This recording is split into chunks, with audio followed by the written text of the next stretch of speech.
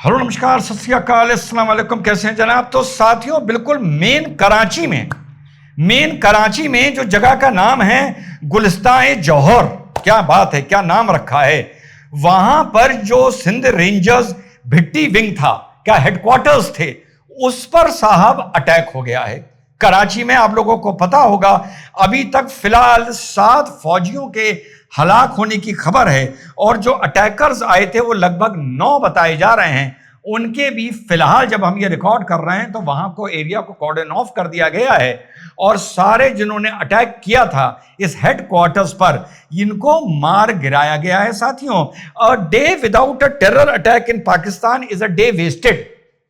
पर मुझे समझ में नहीं आ रहा कि इसके पीछे है कौन, क्योंकि यह अटैक सैटरडे को हुआ है और सैटरडे को भाई हम लोग का अटैक, मतलब हमारा दिन तो जुमे का फिक्स है यार, तो मतलब सैटरडे को क्यों हुआ, मुझे बात समझ में नहीं आ रही।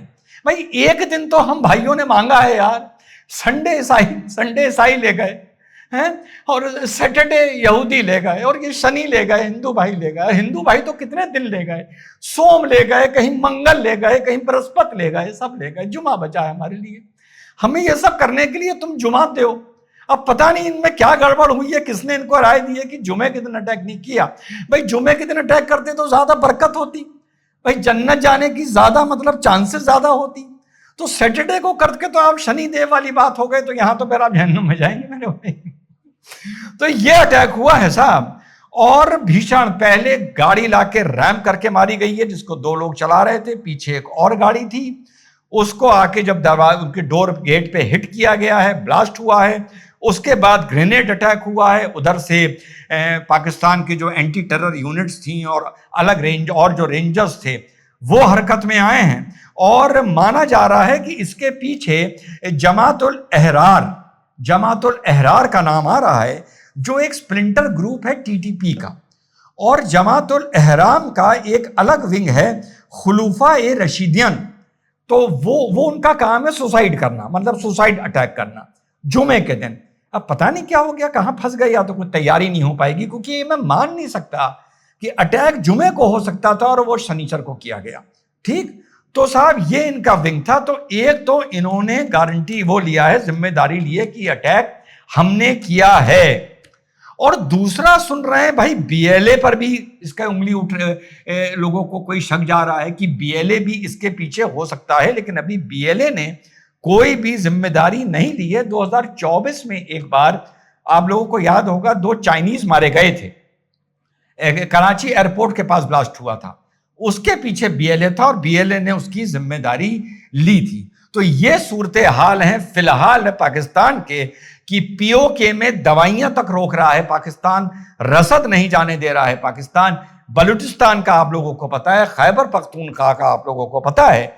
और क्यों ना हो जब तुम्हारे सो कॉल्ड क्रिकेटर्स के जब भाई का इंतकाल होता है तो नमाज जनाजा में वहां पर आतंकी आते हैं। शोएब अख्तर के भाई के इंतकाल में जो नमाज जनाजा पढ़ा गया, वहां सैफुल्ला कतूरी, जो एक लश्कर तैयबा का आदमी है और बहुत ही पहलगांव के पीछे और बड़े बड़े आतंकियों का अटैक्स के पीछे इसका हाथ कॉन्स्पिरेसी में रहा है, वो आके आपके यहां नमाजे जनाजा पढ़ रहा है। तो पूरी रात साथियों वहां पर फायरिंग हुई है और फायरिंग के बाद लगभग कुल मिलाकर 20 लोगों के वहां पर माने जाने की खबर है, और पूरे उस रीजन को, जो कराची का पूरा पोर्शन है, उसको साथियों कॉर्डन ऑफ वहां पर कर दिया गया है। अब आगे जो चल रहा है साहब, कि जिस मुहिम में पाकिस्तान लगा है कि कोई काम पिछले 25, 30, 40 साल में ऐसा कर ले कि थोड़ी सी दुनिया में इज्जत बन जाए, वो है ईरान और यूएसए के युद्ध को लेकर। और वहां उसकी जितनी फजीयत हो रही है, कि होता है ना कि कहा जाता है फटी पड़ी है, तो फटी पड़ी का जो दृश्यम होता है, वो दृश्यम जो फटी पड़ी का होता है, वो इस रील से अच्छी रील में देखा नहीं जा सकता। जब इनकी स्विट्जरलैंड में टॉक्स खटाई में पड़ी और ये हुआ ईरान बॉयकॉट कर रहा है, ये कर रहा है, और जेडी वैंस उस पर सवाल पूछ रहा है, तो उनके प्रधानमंत्री का जो चेहरा है वो अपने तरीके से एक ऑडियो पर्यायवाची है।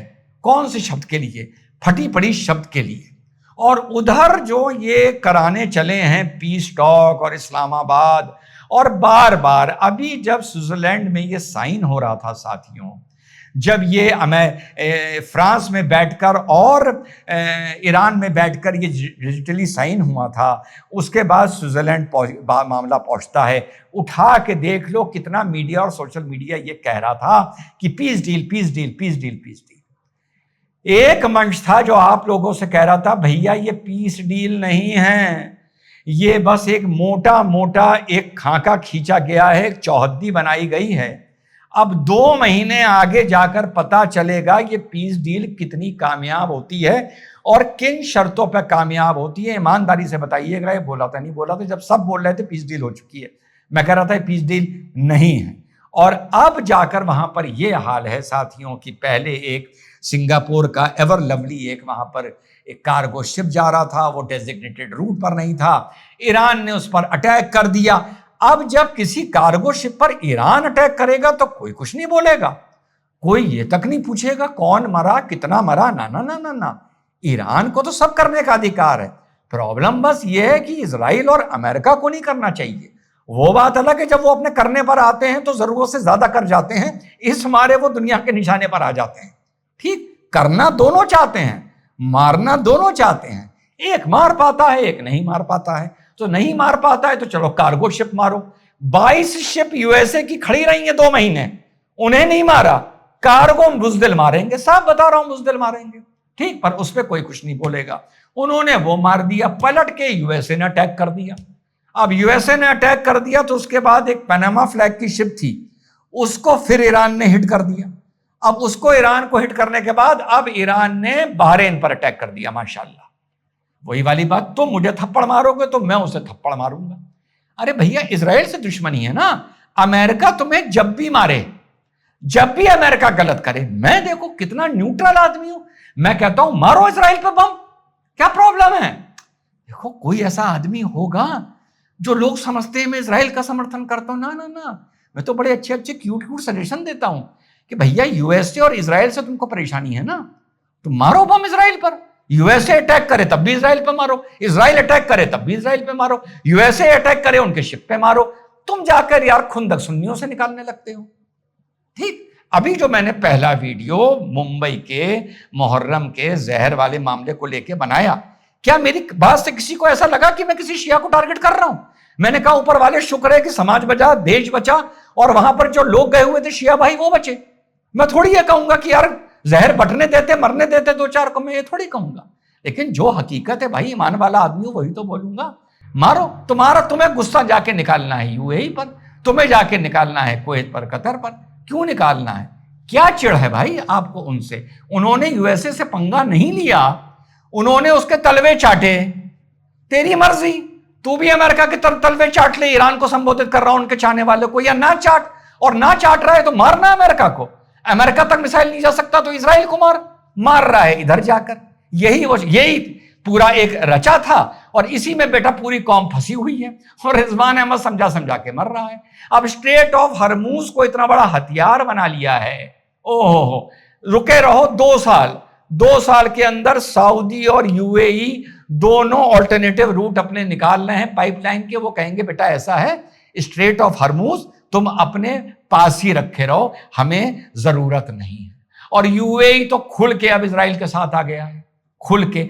अब मुझे देखना है कि मां का दूध पीने वाले मुसलमान UAE, Sharjah, Abu Dhabi, Dubai का बॉयकॉट करके अपने अपने घर पाकिस्तान, इंडोनेशिया या श्रीलंका या इंडिया वापस लौट के मां के लाल कब आते हैं। और अगर नहीं आते हैं तो उनसे ज्यादा छिचोरा, घटिया, फूटी कौड़ी का कोई नहीं जो इजराइल से खुंदक निकालने के लिए कभी पेप्सी बैन करता है, कभी कोक बैन करता है, कभी बर्गर बैन करता है, कभी पिज्जा बैन करता है, कभी चॉकलेट बैन करता है। अबे माँ का दूध पिया है तो यूएई को बैन करो ना, वो तो खुल के अब इजराइल के साथ आ गया है। और माँ का दूध पिया है तो जब अमेरिका तुम पर अटैक करे तो खुल के बम मारो, हाइपरसोनिक बम मारो इजराइल पे, तुम्हें कौन मना कर रहा है? पर तुम्हें भी पता है अंदर अंदर तुम्हारी क्या हैसियत है, इसलिए तुम अगल बगल बम मारकर क्षेत्रीय दादागिरी करना चाह रहे हो। तो यह था पूरा अपडेट। जय हिंद, वंदे मातरम, खुदा हाफिज।